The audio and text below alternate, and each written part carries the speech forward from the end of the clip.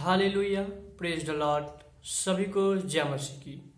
मेरे प्यारे भाइयों और बहनों, आज मैं फिर से एक बार आपके लिए वीडियो लेकर आया हूं। आज मैं आपको बताऊंगा, अगर ये कुछ गलतियां अगर आप करते हैं तो परमेश्वर आपके प्रार्थना का उत्तर नहीं देंगे। हाँ मेरे प्यारे भाइयों और बहनों, ध्यान रखिए। आज जो मैं बताने जा रहा हूं ये बहुत इंपॉर्टेंट है आपके प्रेयर लाइफ के लिए। अगर आप प्रार्थना योद्धा हैं, अगर प्रार्थना करते हैं और प्रार्थना में आप नए नए आगे प्रार्थना के लिए तैयारी हो रहे हैं, तो आज का ये वीडियो आपके लिए है। आइए जानेंगे। अगर आपने अभी तक eternal life for everyone channel को सब्सक्राइब नहीं किए हैं, बेल आइकन को ऑन को नहीं किए हैं, तो जल्दी कर लें, ताकि जब भी हम किसी प्रकार के प्रार्थना या मसीहा से जुड़ी या किसी प्रकार के हम अपडेट दे तो आपको सबसे पहले आपके मोबाइल फोन में नोटिफिकेशन के माध्यम से मिल जाएगा। और इस वीडियो को जरूर शेयर करें हर एक मसीह भाई बहनों तक जो प्रार्थना करते हैं, क्योंकि परमेश्वर आने वाला है और परमेश्वर हर एक का उत्तर देना चाहता है। लेकिन हम कुछ गलती करते हैं जिसकी वजह से परमेश्वर के द्वारा उत्तर हमें नहीं आता है। आइए हम जानेंगे कि क्या ये गलतियां हैं। कुछ पॉइंट में हम जानेंगे, ध्यान रखिएगा। कुछ पॉइंट में हम जानेंगे, इस पॉइंट को आपको फॉलो करना है। अगर आप फॉलो करते हैं तो आपका प्रार्थना निश्चित परमेश्वर सुनेगा। ध्यान रखिएगा, ठीक है। तो आइए हम चलते हैं। तो फिर से हम आप सभी को जय मसीह कहते हैं और आइए हम प्रार्थना के साथ शुरू करेंगे। धन्यवाद स्वर्गीय पिता, हम धन्यवाद देते हैं मेरे खुदा राजा प्रभु जी। इस समय हम आपको धन्यवाद देते हैं, इस शाम के घड़ी खुदा परमेश्वर। हालेलुया पिता, हर एक सुबह के समय खुदा परमेश्वर, एक दोपहर के समय खुदा परमेश्वर, चाहे वो किसी भी समय खुदा परमेश्वर, हाँ मेरे खुदा परमेश्वर, हर एक को आशीष करना पिता परमेश्वर। और इस वीडियो के द्वारा परमेश्वर उनके हृदय में उनकी बात करना खुदा परमेश्वर, ताकि आज जिस प्रकार से जो भी वीडियो हम बनाने जा रहे हैं खुदा, जो भी टॉपिक पे हम बताने जा रहे हैं खुदा परमेश्वर, उन सारे प्रभु जी उन्हें आप आशीष करना पिता, और हर एक बातों में चेत और उनके हृदय को उनके आवाजों में देना पिता परमेश्वर। हालेलुया पिता, हम धन्यवाद देते हैं जो भी इस वीडियो को देख रहे हैं पिता परमेश्वर, उन सारे को प्रभु जी आप आशीष करना पिता। हाँ मेरे खुदा परमेश्वर, शाम को या सुबह को या भोर में खुदा परमेश्वर या दोपहर में कभी भी देखे पिता, उन सारे को प्रभु जी आप आशीष देना पिता परमेश्वर। धन्यवाद पिता, पुत्र पवित्र आत्मा के प्रभु जी। आगे का समय हम आपको देते हैं और मांगते हैं जीवित यीशु मसीह के नाम में, आमेन आमेन और आमेन। मेरे प्यारे भाई और बहनों जी, जो पहला नंबर मैं आपको बताना चाहूंगा, ये पहला नंबर विश्वास का कमी होना। हाँ मेरे प्यारे भाई और बहनों, पहला नंबर है विश्वास का कमी होना। यानी आप प्रार्थना बहुत मन से करते हैं, लेकिन आपका विश्वास क्या है? कम है। आप सोचते हैं कि होगा कि नहीं होगा ना, विश्वास नहीं है आपके ऊपर, आपके खुद के ऊपर में विश्वास नहीं है। अगर आप किसी के लिए प्रार्थना करते हैं तो आपको ये भी विश्वास नहीं है कि ये व्यक्ति जो है क्या अच्छा होगा या नहीं, ये चंगा होगा या नहीं ना।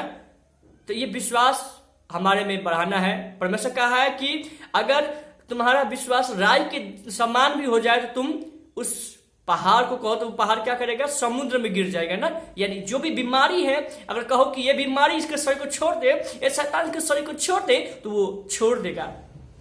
मेरे प्यारे भाई और बहनों, विश्वास आपको बढ़ाना है। अगर आप में विश्वास की कमी है, कुछ गलती है विश्वास में, तो आप इसे सुधारिए। आइए हम नेक्स्ट जानेंगे, यह है संदेह करना। यानी प्रार्थना करते वक्त भी आपको संदेह होता है, शायद ये होगा या नहीं होगा, दुश्चिंता में रहते हैं आप। ये भी आपको हटाना है आपके दिमागों से। याकूब के पुस्तक में कहता, अगर आप चिंता करते हैं, आप संदेह करते हैं, तो आप क्या प्रतिफल नहीं पाएंगे, है ना। आपको प्रतिफल पाने के लिए, आपको उत्तर पाने के लिए आपको संदेह नहीं करना होगा मेरे प्यारे भाई और बहनों, ठीक है। आइए हम नेक्स्ट जानेंगे 3 नंबर, प्रार्थना में वचन का ना होना, ठीक है। प्रार्थना हर कोई करता है। अगर आपको जो समस्या है, जो प्रॉब्लम है, उस वचन को नहीं लेकर आप प्रार्थना करते हैं, तो आपका प्रार्थना भी परमेश्वर नहीं सुनेगा। क्योंकि प्रार्थना तो हर कोई कर सकता है, लेकिन परमेश्वर के वचन के साथ प्रार्थना करना है। इसलिए अगर हम देखते हैं भजन संहिता 138 के 2 में, तो वहां लिखा है कि परमेश्वर अपने नाम से भी ज्यादा ऊंचा वचन को माना है। क्योंकि वचन क्या था? आदि में वचन था। यूहन्ना के 1 में लिखा है, आदि में वचन था, वचन परमेश्वर के साथ था और वचन ही परमेश्वर था और यही देहधारी हुआ। मेरे प्यारे भाइयों और बहनों, वचन ही सबसे बड़ा ईश्वर है, क्योंकि परमेश्वर ने वचन को अपने नाम से भी ज्यादा ऊंचा माना है। आप पढ़ सकते हैं, वहां लिखा है भजन संहिता 138 का 2 में, आप पढ़िए जाकर वहां पे। मेरे प्यारे भाइयों और बहनों, मैं आपको बताना चाहूंगा, अगर आप वचन अपने प्रेयर में नहीं रखते हैं तो आप प्रेयर करते रहे लेकिन आपको उत्तर नहीं आने वाला है। आइए हम नेक्स्ट जानेंगे क्या है कि अपने पापों को परमेश्वर के सामने ना मानना, अपने गलतियों को परमेश्वर के सामने ना मानना, परमेश्वर से अपने पापों को छुपाना। आपने बहुत पहले से, चाहे 10 बच्चर 12 साल 15 साल से, या कोई भी ऐसा पाप आपने किया है जो आपको याद है लेकिन आप परमेश्वर से अभी तक क्षमा नहीं मांगे हैं, तो याद रखिए आपको उत्तर नहीं मिलने वाला है। मेरे प्यारे भाइयों और बहनों, आप उत्तर पाने के लिए आपको क्या करना है, आपको परमेश्वर से क्षमा मांगना है। अगर आप देखिएगा पहला यूहन्ना का अगर देखते हैं 9 में, तो वहां लिखता है कि आपको अपना पापों का पश्चाताप करना है, पापों का क्षमा मांगना है। ठीक है, आइए हम नेक्स्ट देखेंगे। अगर आप एक दूसरे को, अगर आप किसी प्रकार की चोट पहुंचाए हैं, किसी प्रकार की समस्या दिए हैं, उन्हें आघात लगा है ना, उनके हृदय में चोट लगा है, आप उन्हें क्षमा नहीं किए हैं, तो परमेश्वर कहता है कि मैं भी तुम्हें क्षमा नहीं करूंगा। अगर आप देखते हैं मत्ती का 6 का 14-15 में लिखा है कि मैंने जिस प्रकार तुम्हें क्षमा किया वैसे तुम भी किसी हर एक अपराधों को क्षमा कर। अगर तू किसी अपराधों को क्षमा नहीं करता, हम भी तुम्हें अपराधों का क्षमा नहीं करेंगे, तेरे अपराधों का, है ना। तो हमें हर एक का अपराधों को क्षमा करना है, चाहे कितने बड़ा गलती क्यों ना कर लिया हो, उसको हमको क्षमा करना है। अगर हम क्षमा करना जानते हैं तो परमेश्वर कहता है कि तुम सब कुछ पा जाओगे। आइए नेक्स्ट जानेंगे। नेक्स्ट है कि प्रार्थना में सिर्फ अपने दैनीय जीवन के बारे में मांगना, गाड़ी घोड़ा, है ना, घर मकान, खाने के लिए, ये सारे कुछ खाली मांगना। तो परमेश्वर कहता है, अगर हम देखते हैं मत्ती का 6 का अगर हम देखते हैं 33 में, तो वहां लिखा है कि तू सबसे पहले क्या कर, धर्म और राज्य की खोज कर, वे सारे वस्तुएं तुम्हें ऑलरेडी मिल जाएगा। अगर आप हम धर्म और राज्य के, परमेश्वर के राज्य के लिए हम खोजी हैं, तो हमें परमेश्वर वो सारे कुछ दे देगा। ठीक है, क्योंकि लिखा है, याकूब में ही लिखा है ना, आपने पढ़ा भी होगा 3 का 4 में, आई होप, है ना, कि हम इसलिए नहीं पाते कि हम अपने क्या करते हैं, अपने ही भोग विलास के लिए हम उसे उड़ाना चाहते हैं, लेना चाहते हैं, इसलिए हम नहीं पाते हैं। मेरे प्यारे भाइयों और बहनों, आइए हम नेक्स्ट जानेंगे।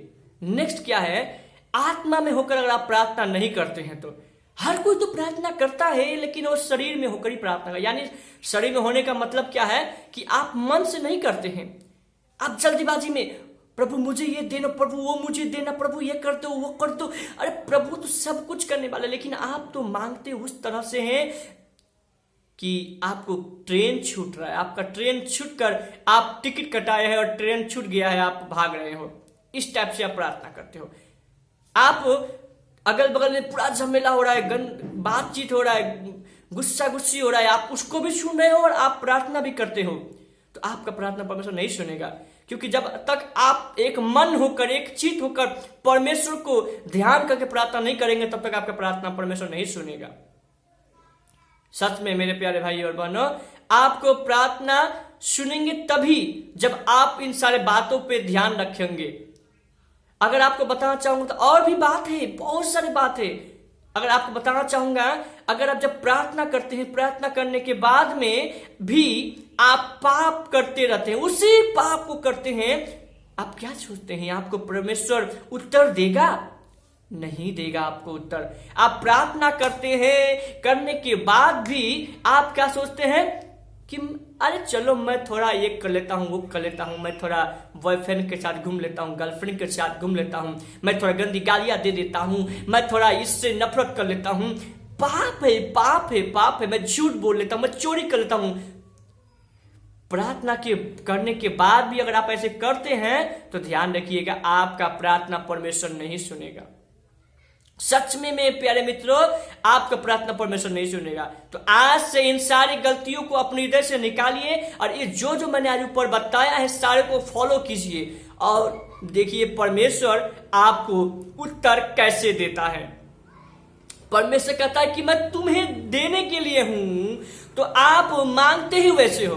तो आपको मांगना अच्छी तरह से है और परमेश्वर आपको जरूर देगा। ठीक है, तो सभी को मैं यही बताऊंगा कि आप लोग जरूर इस सारे वचनों पे ध्यान करें, गौर करें। परमेश्वर आप सभी को आशीष देगा। ठीक है, तो ध्यान रखें इन सारे वचनों पे। तो आइए हम इन सारे वचनों के द्वारा अपने प्रार्थना को, अपने वचनों को यहीं समाप्त करते हैं। परमेश्वर सभी को आशीष करना खुदा परमेश्वर। हालेलुया। राजाओं के राजा, हर एक हृदय मन को प्रभु जी आप जांच और उन्हें प्रतिफल दे खुदा परमेश्वर। इन सारे बातों को प्रभु जी उनके हृदय में भर दे खुदा परमेश्वर। हम प्रार्थना करते हैं यीशु के नाम में। आमीन, आमीन और आमीन। सभी को जय मसीह की।